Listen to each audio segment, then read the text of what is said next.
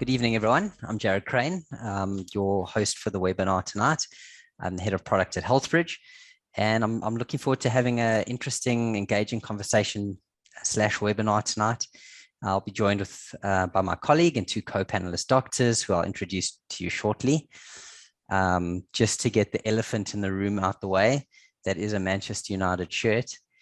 I promise our taste in subject matter and panelists is a lot better than my football team. If there's any fellow United supporters here, I'm very, very sorry. The theme today is really about the pros and cons of moving to a paperless practice. So the idea is to have unfiltered, honest, straight talking views from two doctors who've gone down this road before, who've experienced the journey. We're going to keep it punchy and we're going to get straight into it with some questions. This is clearly a hot topic. We've had a lot of RSVPs tonight. And I see that as I'm talking, the numbers are continuing to go up. Tonight is the first webinar that we hope will be part of a series of webinars. The purpose of this, tonight is really about the decision to move to digital practice. So argue, it's understandably a tough decision, especially when you're taking the clinical side of the practice into account. We've got about, we've helped 600 doctors move to a digital solution. We've published ebooks, training guides. We've had product webinars before, but tonight's a bit different. We really want to hear about the experience, lessons, the stories, the bruises and ideas and thoughts from our two panelists. So rather than hearing from me, I'm going to ask the questions and kind of facilitate the conversation and get out the way and just see where the questions take us. Before I introduce our panelists, just a quick bit of housekeeping.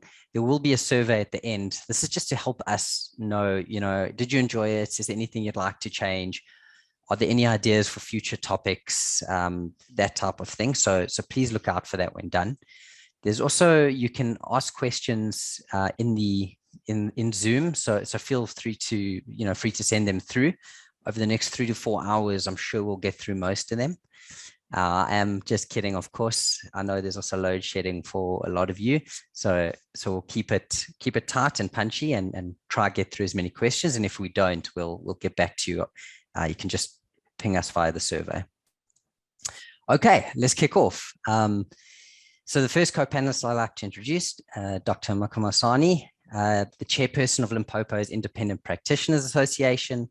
There's, you're a very high profile doctor. There's lots of media articles, SABC, East Coast Radio, newspapers. So you're clearly a trusted source of information for both your peers and patients. And we're looking forward to hearing your story and experience with regards to this digital journey. So Doctor, you've helped with a lot of ideas in the background. We've actually never met personally until tonight. But a lot of your suggestions come through to our team and you've quietly guided us, especially with our migration of clients to the latest platform. So thank you for joining. Thank you for having me. Cool, absolutely. Our next co-panelist, Dr. Shonga. You're an honorary design doctor. When we first designed clinical, we had a small group of doctors.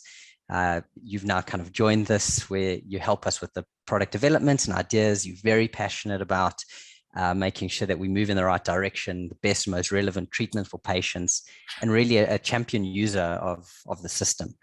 Although you now run your own practice in Amanzimtoti, you come from the public healthcare sector too. So I think you've got a varied experience, and it'll be good to hear your insights tonight. Thanks for joining. It's a pleasure to be here. Thank you. Cool. My co-host tonight, Claudia, product owner at Healthbridge. She'll rein me in if I talk too much or too slowly, and she'll also help manage the incoming questions. Thanks, Claudia. Thanks, Jared. And then I was told not to introduce Lorraine, that she wants to be quietly in the background, but she's our marketing manager, and didn't feel right not to just mention her because she's helped to put all of this together and get us around the digital virtual table tonight. Cool. All right. So we've got a lot of beefy, meaty questions to get into, maybe some war stories, things like that. But before we do, we thought we'd just do some quick fire icebreaker questions to our panelists, just so we can learn a little bit more about you just, really just as an icebreaker. So Dr. Makhomisane, I'm going to just quick, rapid answers. Don't overthink it. Okay, so first off, where's your hometown, doctor? My hometown is in Polokwane, but I grew up in Toyando. I'm in Venda. That's where I spent most of my childhood. And yeah, I'm in Polokwane. This is where I've been most of my life. Ah, fantastic. Okay, great. And would you describe yourself as tech savvy or not? I wouldn't say tech savvy, but I love tech to a certain extent. But I learn every day, pretty much. Okay, brilliant. And in terms of healthcare, what are you passionate about? I'm quite passionate about chronic illness. This is your diabetes, your HIV, your hypertension, and your asthma. So those four major areas are my areas that I actually like and enjoy, and try to make a huge difference in that space. Yeah. Brilliant. Okay, great. And if you could change one thing about practicing medicine tomorrow, if you had a magic wand, what would that one thing change? Wow, do you have the whole day? That's why I said one. But look, for me, digital medicine is really the future, and I think I like where it's going, and that's why I'm passionate about it. And I think if more of us practice in this space, this is one thing I would really wish, if all doctors can be able to come into the digital space and practice medicine here, because I believe the outcomes are so much better. Brilliant. Yeah. Cool. Fantastic. And then the last question in the quick fire rounds is, if you were not, what would you have been if not for a doctor? I probably would have been in film. Okay. I really enjoy videos and taking photos and editing and those kind of things. In fact, that's one of my favorite hobbies. So if I didn't go into medicine, I'll probably be in somewhere around those arts kind of things. Okay. Yeah. Explains why you're on the radio and doing interviews. Okay, makes sense. Cool. Dr. Shonga, same questions. Where's your hometown? I'm originally from Joburg, actually. Moved down to Durbs after I got married. Been here for, I think this is the 4th year now. Okay. Awesome. So, yeah. Okay. So you're actually a Joburg boy. Okay. And would you describe yourself as tech savvy? I would consider myself an IT hobbyist. So I'm probably part of that generation of gamers / Cool. early programming and so forth. That's sort of my heritage, but that's just purely from a hobbyist point of view. Okay, so you're the guy in the family that everyone phones when the email or printer stops working.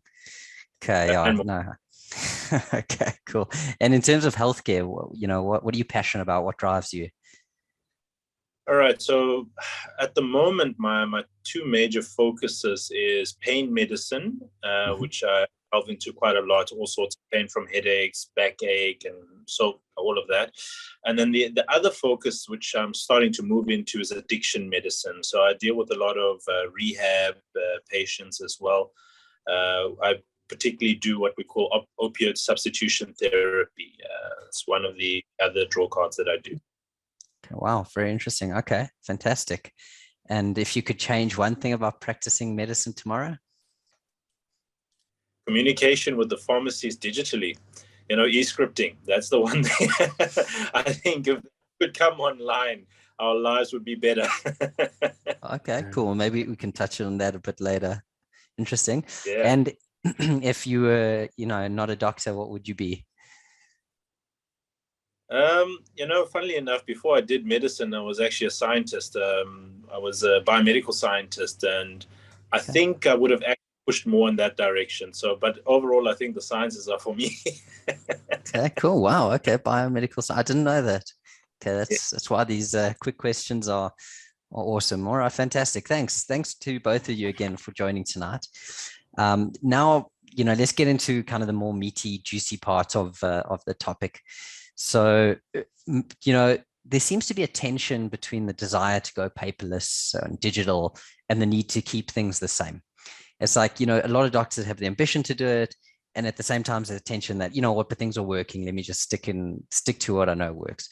So I'm just curious what motivated you, maybe Dr. Shonga, you can go first with this one. What motivated you in terms of going paperless or digital?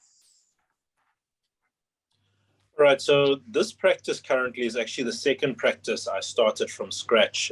My first practice, I was very much a papered practice.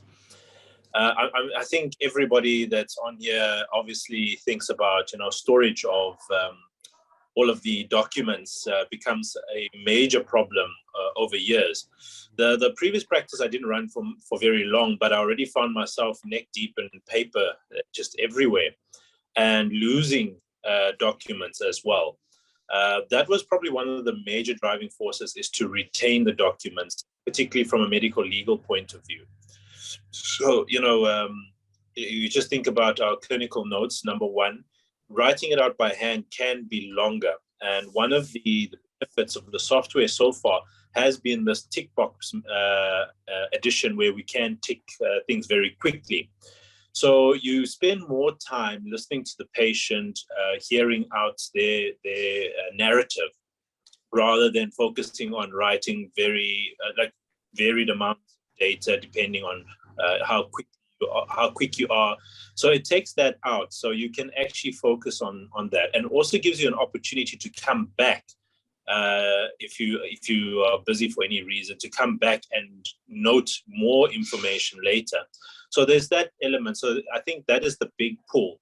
The next thing the software brings to the table is also elimination of errors of medication. This has been a big problem, because writing scripts, you sometimes just don't realize that you've written things, and then you have to rewrite the script. With the software, the beauty of it is that you can quickly skim through. You also have the interaction monitor, so you can quickly check if there's any interactions with the medication, and you can quickly go back and correct errors. I can't tell you how many times it saved me from actually making errors with scripts. Wow. Great.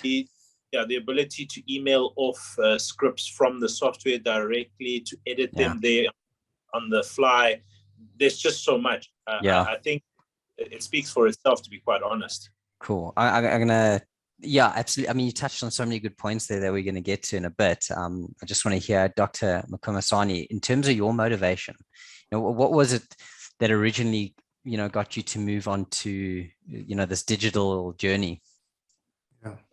Well, for me, I think it was more of, I think it happened by accident, actually. I took over a practice, which was quite a busy practice. And all of a sudden, 6 years or 7 years into the practice, I realized that I now need even bigger space just to store files. And I was faced with a situation where I have to buy a whole new case and equip it with files and paper. And when this opportunity came and I was able to review it, and I realized that this is a far much better solution for me, because one is able to store electronic health records. It's able to track the patient's activity in terms of things like vital signs, for example. I'm able to now, for the first time, map the patient's vitals. Like, say, for example, the patient has got a blood pressure of a certain amount. I'm able now to be able to graphically represent that by just looking at what the graph can do. Like Dr. Shonga said, there was the issue of losing files, because that became a big issue, because now when you now have a lot of files in the practice, you start now losing these files all the time. But one of the biggest headaches that I had as a practitioner was billing. After seeing a patient and you now write all this nice notes, you now at the end of the day, or at some point in your week, you have to come back, get all those files, and get somebody to either do those claims or you do them yourselves. And one of the biggest motivating factors for me was that I was able to see a patient and be able to bill the patient electronically through the funder almost immediately, without any headaches. But also what it also did as well, and this is something that I came to learn as I had the system, was that it was able to verify the patient with a medical aid automatically, and that decreased a lot of time. So in fact, what it ended up doing was allowing me more time and my staff to really focus on patients as opposed to the admin that was required to run the practice, and it made things so much better. So it was a very good decision that I made at the time, and it was really because of the pressure that I was now having because of the paper that was in the files, in the practice. Yeah, no, that's great. So I mean, I'm hearing a few common themes here. So I'm going to start with the first one, which is this idea of files and file storage and space. So a lot of practices when they go digital, it takes some time. It's a journey. Like, it's not an overnight thing. And if anyone is selling this, silver bullet with go paperless overnight, it's a red flags there should be red flags there. So I guess, how much of your practice is paperless? I mean, are you 100% paperless, or have you got rid of your files, but there's still some paper? We can go, Makhomisane, you can go first at this one. So my practice at this point in time is 100% paperless. It took a bit of time to get there, but it was more of we made a decision today that we're going paperless, and we went paperless, and we used files as more of a reference point. It was very tedious in the first 6 months because most of my patients would then be coming back again after 6 months. But generally after that 6 months hurdle, most of my patients were now already logged into the system. We now have their repeat prescriptions in the system. We now have their recurring conditions on the system. And it was easy to do that. And so as the 6 month point went past, we found that we never really had to refer much back into the old file, except maybe now there is an inquiry, or a patient needs some information from 5 years ago for road accident fund, or whatever else that may be required. But it was much easier. We found the transition much easier in terms of moving to 100% paperless. Yeah. So again, I think Dr. Shonga did mention that if pharmacists, if we're able to now communicate digitally with pharmacists, we didn't even have to print much in the practice anymore, because that's the one thing that we still need to print for the patients, printing out sick notes, and also we're printing out prescriptions for them too, so that they can be able to get medication. Okay, great. And I mean, do you still have your files, or what did you do with them? Well, according to the law, you're really expected to keep the files for 5 to 10 years. Yeah. So I still have them, but to be honest with you, I haven't gone back to those files for the past 4 years. Yeah, brilliant. There's that 1 or 2 situation where there is something that we need to bring out from the past, but we did keep those files as we expected by the law.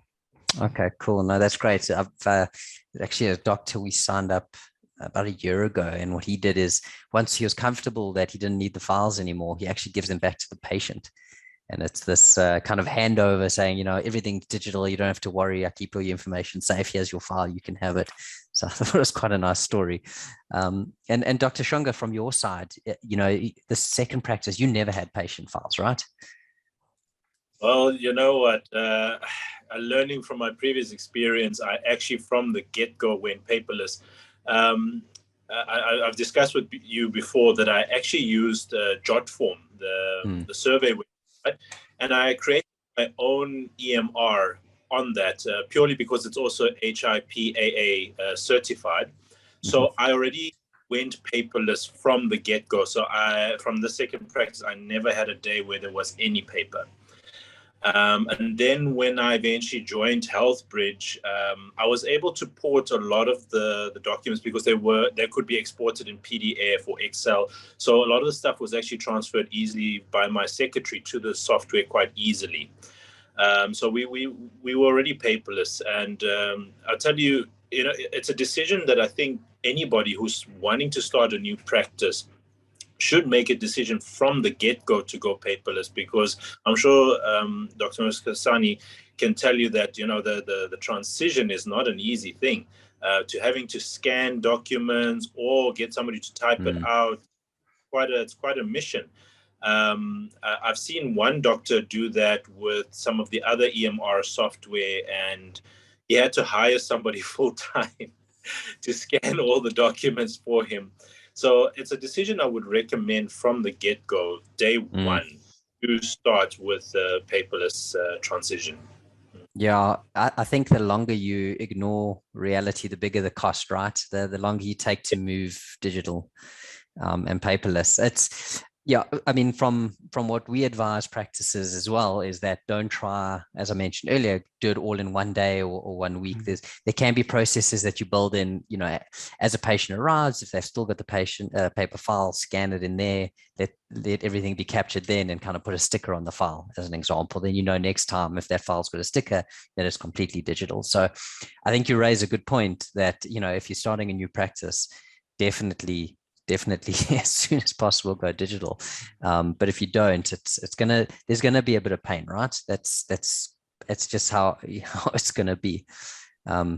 So in terms of other pains and learnings, we'll stay with you on this one first, Dr. Shonga. Like, you know, what would you've kind of already said what you'd do differently next time because you've had a second, you've started the second practice.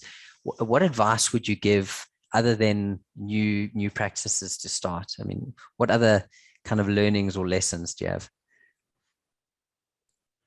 The first thing is to decide on how your structure of billing the patients.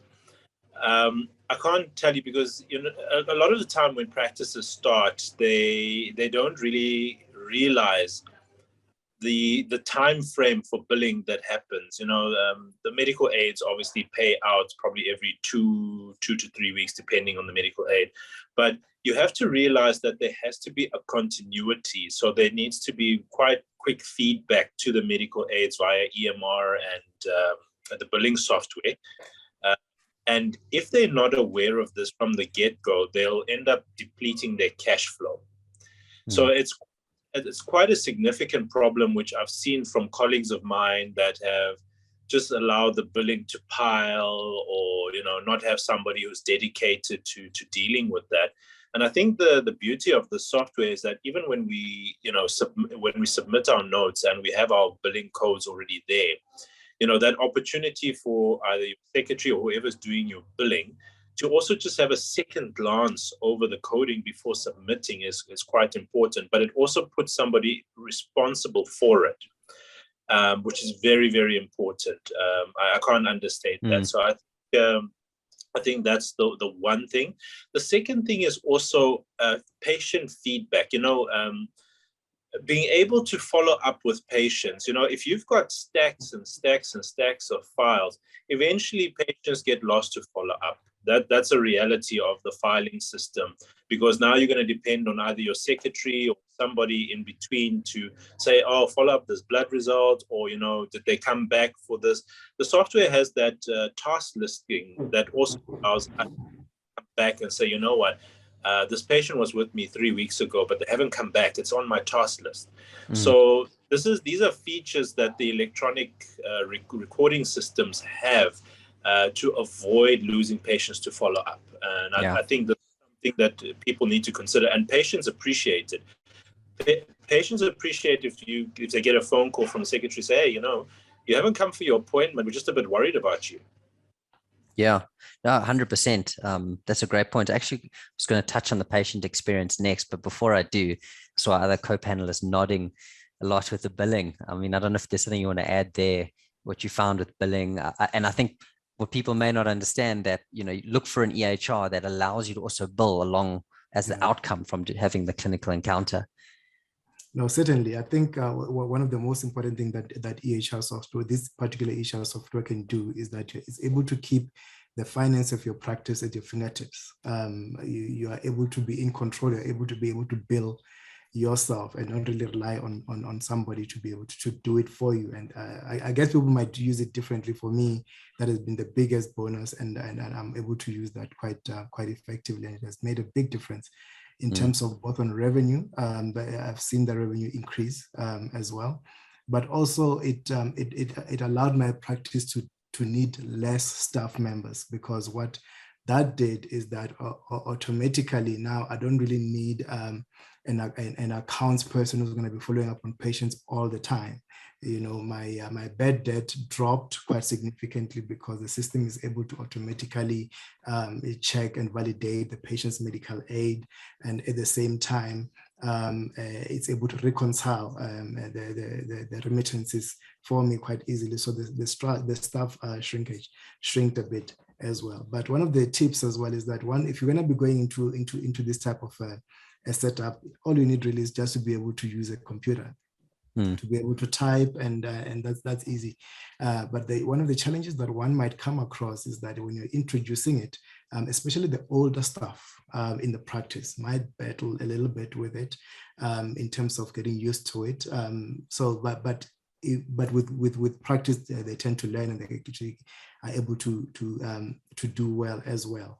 You know, and in a GP setting as well, at some point, you also need to be able to invite locums who are going to be coming to work, particularly work in the practice. So that can be a little bit of a challenge that you would see when you're getting staff member those type of things in the practice. But those are some of the tips that one needs to look at. But overall, it is of much greater benefit both for the patient and the doctor. I think Dr. Shonga also touched on it in terms of the patient interface, because one of the key features that it has is that it's able to send reminders to the patient in terms of their follow-up visits, or even when the blood results or any test that they've come back from the laboratory comes back to you, it's able to tell the patient that this has come back. And for me, that has increased the patient's outcomes in terms of their illnesses, because I'm now able to see this patient and we're able to discuss results all the time, because patients do forget. You know, they come and they take blood tests and they forget, and I have written this in the file somewhere that is stuck in the drawer. I also forget. I'm not going to be able to follow that up. But patient follow-up is a big thing, and the system is able to remind you, or is able to follow it up quite well. Yeah. That's brilliant. So let's actually talk a little bit about the patient experience. You know, while you've got the talking stick, you know, one of the concerns is that doctors sometimes say is, oh, I'm going to be focusing more on a system than on the patient. And only once doctors start using it do they realize that, you know, that's not actually the case. So I mean, can you speak to the experience with, you know, having an electronic system and having patients in front of you?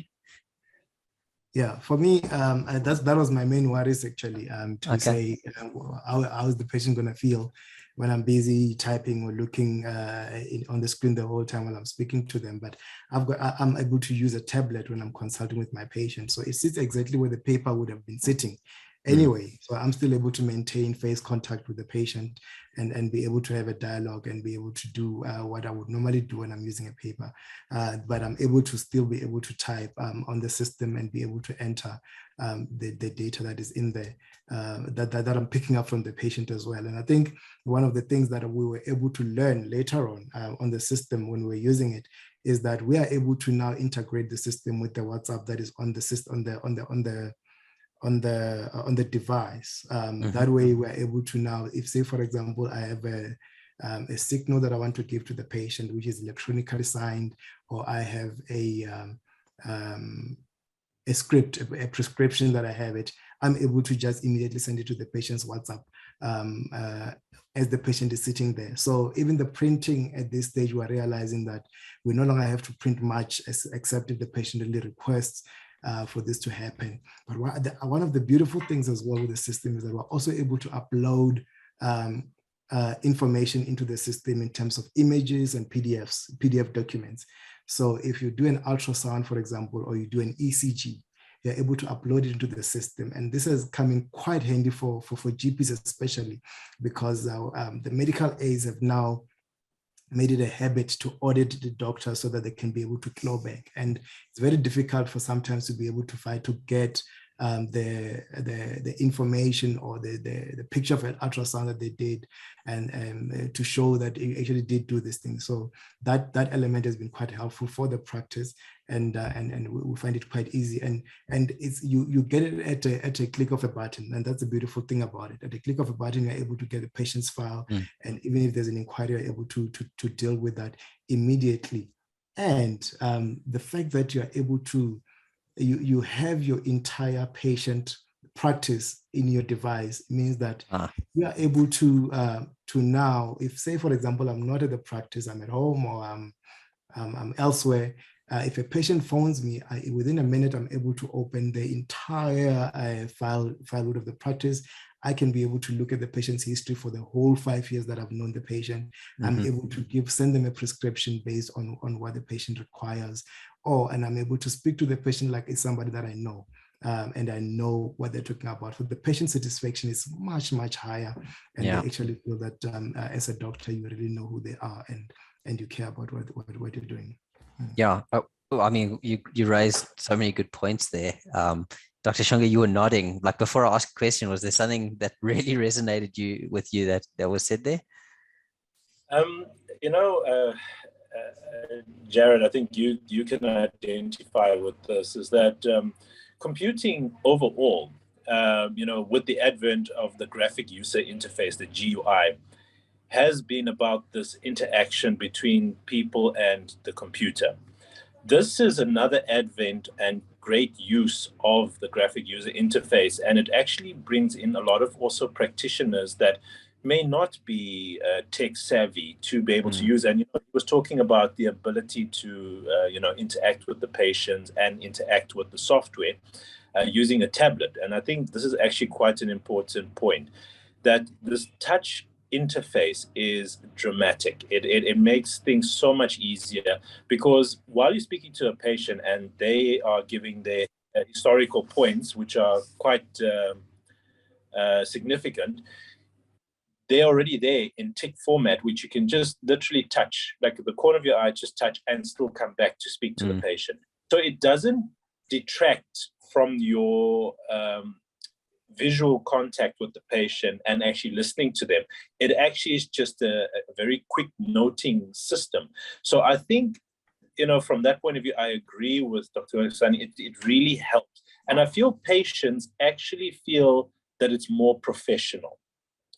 That they also have that confidence that their information is being guarded well, their information is, being noted, and, it's very easily accessible as well. So, for instance, I've had patients after hours being at a casualty, and they're phoning my secretary and saying, listen, we just want to know what the allergies are of this patient. 2 seconds, she can get to that information and pass it on with my permission, obviously. It's very easy. So even from my staff, myself, everyone has, depending on the access you give them, very easy access to critical information. And also, like Doc was saying about the scripting has become so great and has decreased the need for printing. So, obviously your carbon footprint is decreased. But I think that the pharmacists are the happiest, if I can be honest with you. I mean, I deal with Dischem and Clicks on quite a frequent basis. And I've had some of their managers phone me and saying, look, they really appreciate these electronic scripts. They're not struggling to read our handwriting. That stereotype, eh? They're quite happy about that. They're very, very happy about that. So I feel that, there's so many advantages to this graphical user interface. And I think even the older practitioners can get into this quite easily. I also speak from a bit of experience with other clinical software, which I've used in the past. And, I might be a bit biased to HealthBridge, but honestly speaking, for an entry point for somebody who's not tech savvy, I really feel that this software is straightforward. It feels like any other survey website that you would go onto. It's very easy to use. It's logical. So from that point of view, just overall, in terms of introducing a doctor, whether tech savvy or not, to a digital transformation, this has been excellent. It's an exercise in excellence, quite honestly. Oh, brilliant. Thank you so much. We appreciate it. Obviously, we biased to our software. And, if people are thinking of going onto an EMR or going digital, whether it's with us or someone else, make sure that it's a truly cloud one, cloud, because the examples you've given of being able to access it, bill from everywhere, I think that is huge. So when evaluating it, that would be one tip from my side that I would say definitely go with a cloud-based solution. Absolutely, couldn't agree more. Yeah. Claudia? Jared, we have some questions and a comment from the audience. Okay. I think that might be a good time. So first of all, one shout out for our link to the Path Labs.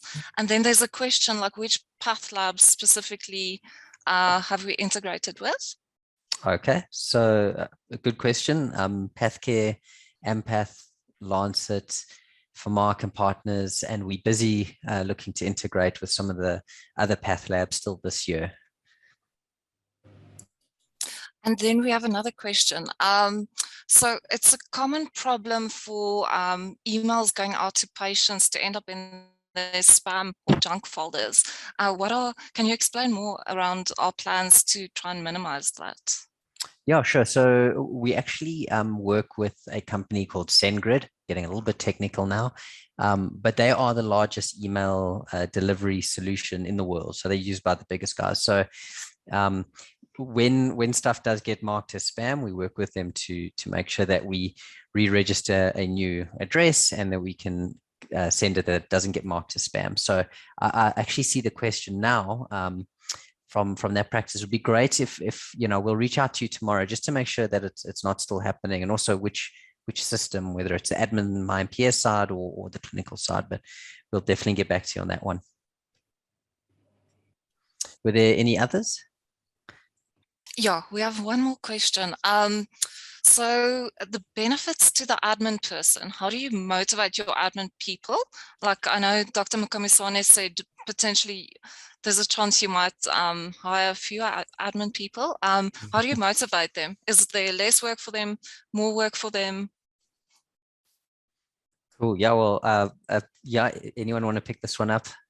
I would like to talk on that. From the sounds of it, Dr. Makhomisane's practice is quite big. I would say my practice is probably small to medium. And I run with one staff member. So in terms of that, it actually becomes very, very easy. Once we submit the various codes after doing our clinical notes in the review section, as we're going through, it comes out in my MPS already preloaded. So as the staff go through the day's list of patients, they already have the ICD-10 codes, they already have the procedure codes all preloaded because we've already selected them. So it literally becomes maybe 2 or 3 clicks for them to A little bit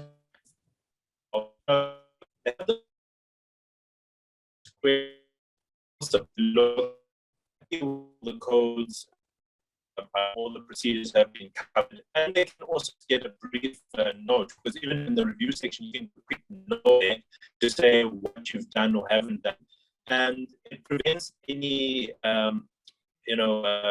bullying. And for them, it's so easy. It's so easy. Yeah. I mean, there were days where my secretary wasn't there and I did it myself. It literally is easy. So you don't have to have an extensive collect department in your practice. You don't have we've lost him. So I think what he was commenting on there, if I'm just putting the pieces together, is that you're able to. Oh, I think he's rejoined. Doctor, you broke up Sorry. there, but yes, sorry. Yeah, I think the signal went out there. Sorry. So yeah, just very simply, it is simple. So you can literally reduce the amount of staff that you have. So even your front desk receptionist technically could handle the billing on their own, provided that they've given adequate training. And it would be very simple to handle. And they can do it patient by patient. As the patients come out, they can do the billing in like 2 or 3 seconds and then see the next patient. So it really, really puts you into real-time submission of medical aid claims. So by the end of the day, there's no work left over. Everybody goes home, work done. Yeah, no, that's great. That's and I think the one point where you broke up there was just being able to have a note that gets sent to the admin person as part of the invoice, if there's something you want them to check or amend or adjust, that you can do that, which I think is great. Dr. Makhomisane, is there anything you want to add on that one in terms of staff and staff benefit and motivation? I think for me, it's a bit different because I moved from paper, from almost 8 years of paper with the same staff, to now paperless. In fact, my staff now jokes by saying that if we ever go back to paper, they'll probably resign. They love it, you know. For me, the billing, I guess probably we all do it differently, but as I'm seeing the patient, if I do an HIV test, I just load it on the basket that I would have created previously. If I do a blood sugar, I load it immediately. It's really just a click of a button, you know, and consultation, including the medication that I would have dispensed for the patient, and I send the claim almost immediately.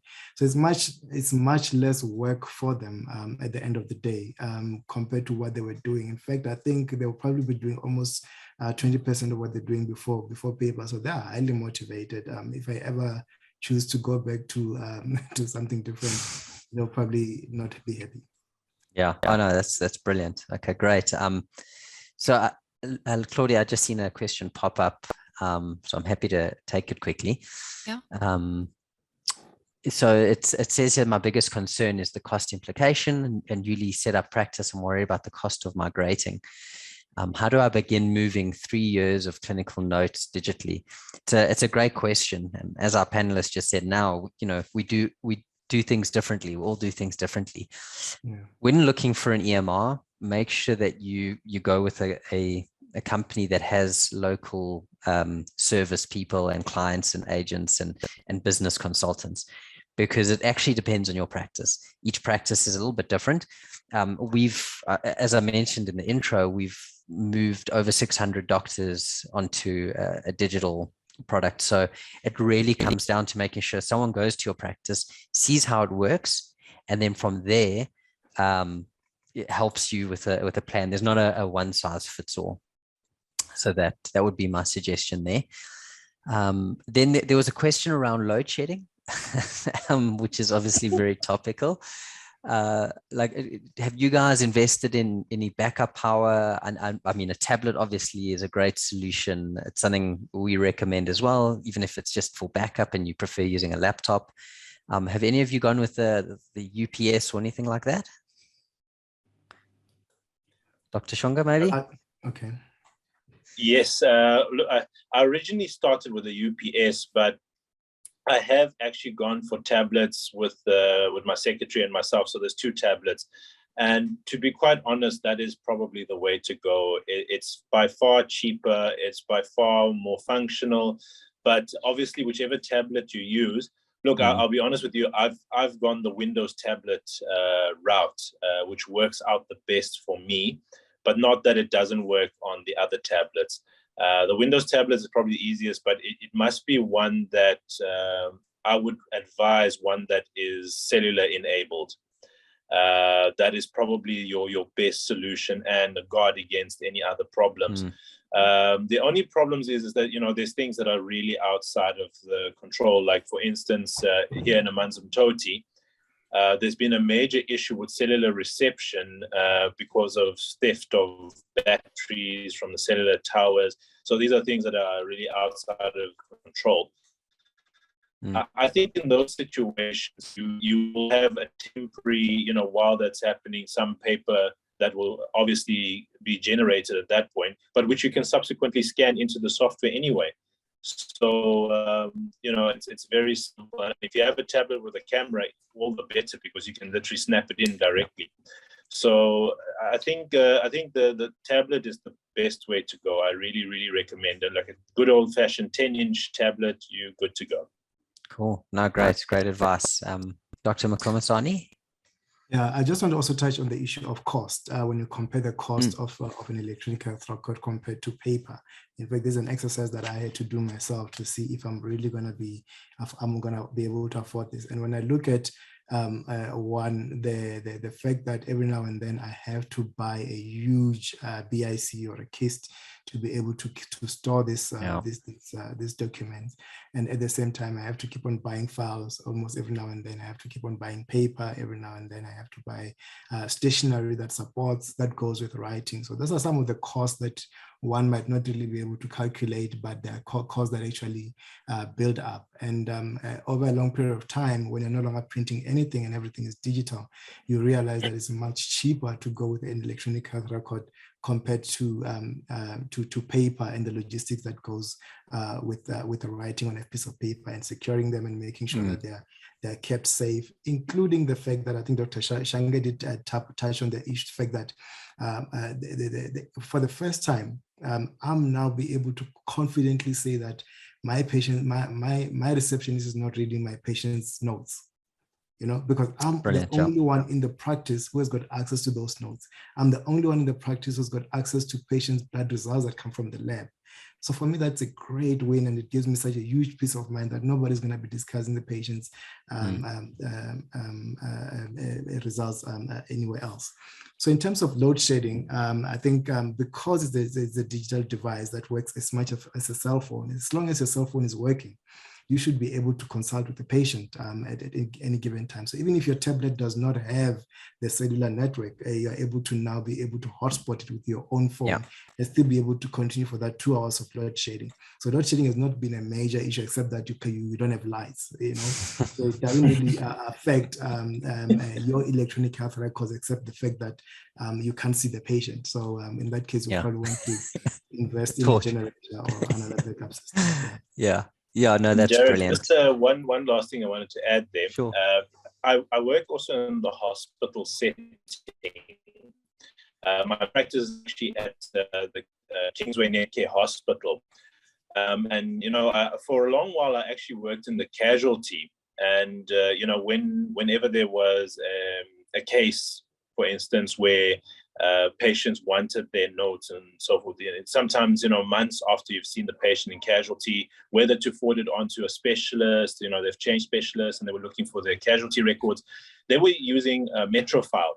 I don't know if you're aware of them as a file storage solution. The timeline to get those files back from those systems is sometimes weeks.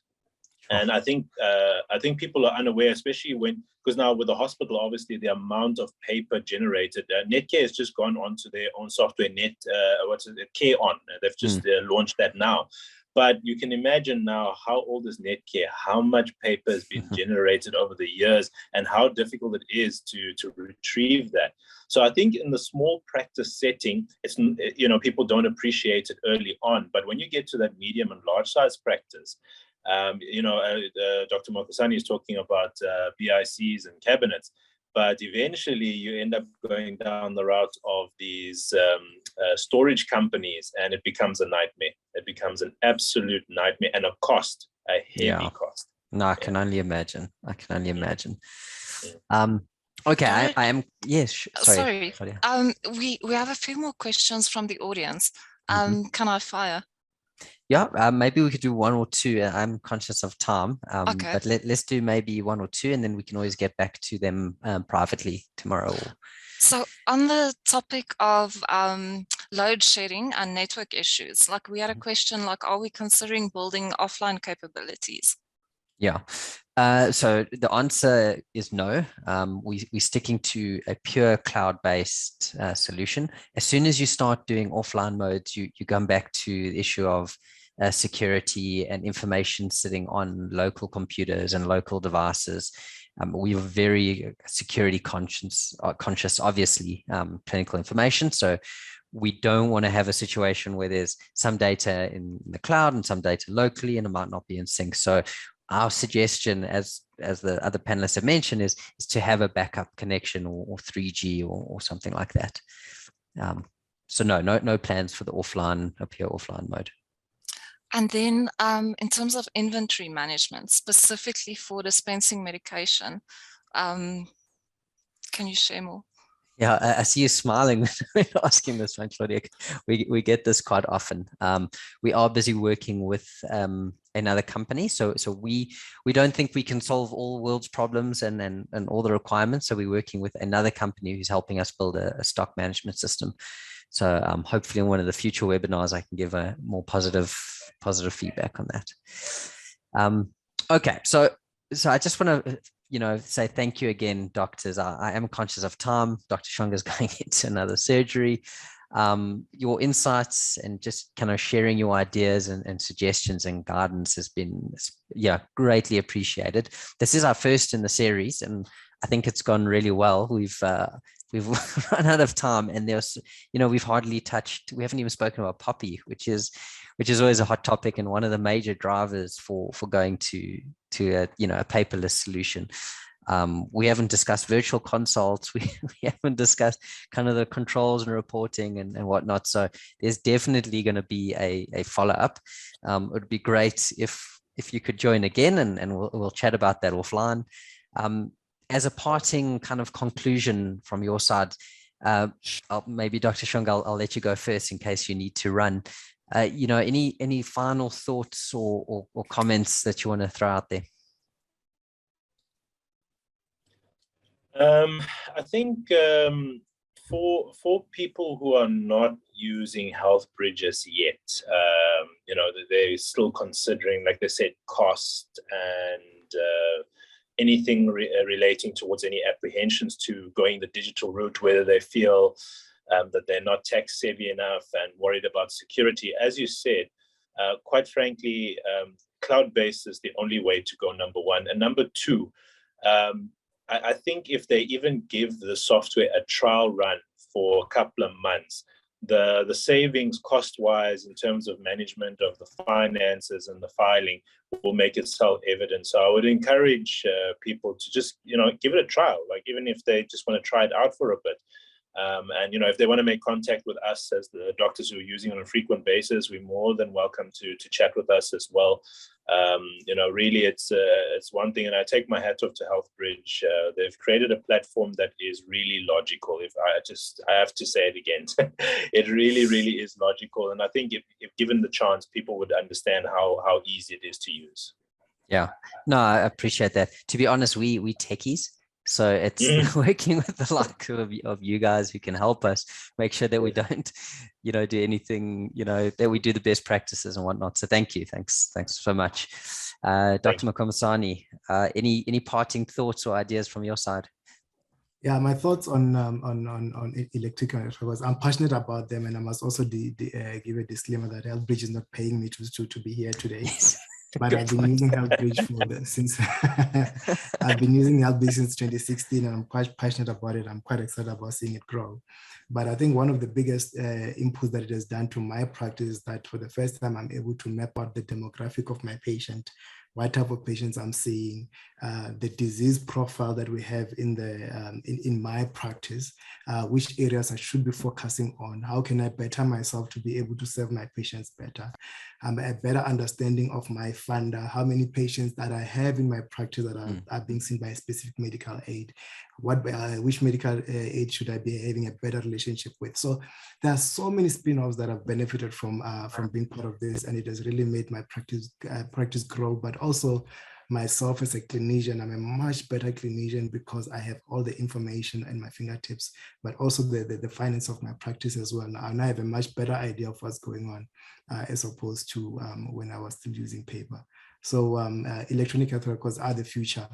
I see this as a revolution as opposed to an evolution, and all of us really needs to try and move into this space. Brilliant, thanks. That's great to hear. It's nice to, it's a good reminder that, you don't work for HealthBridge either.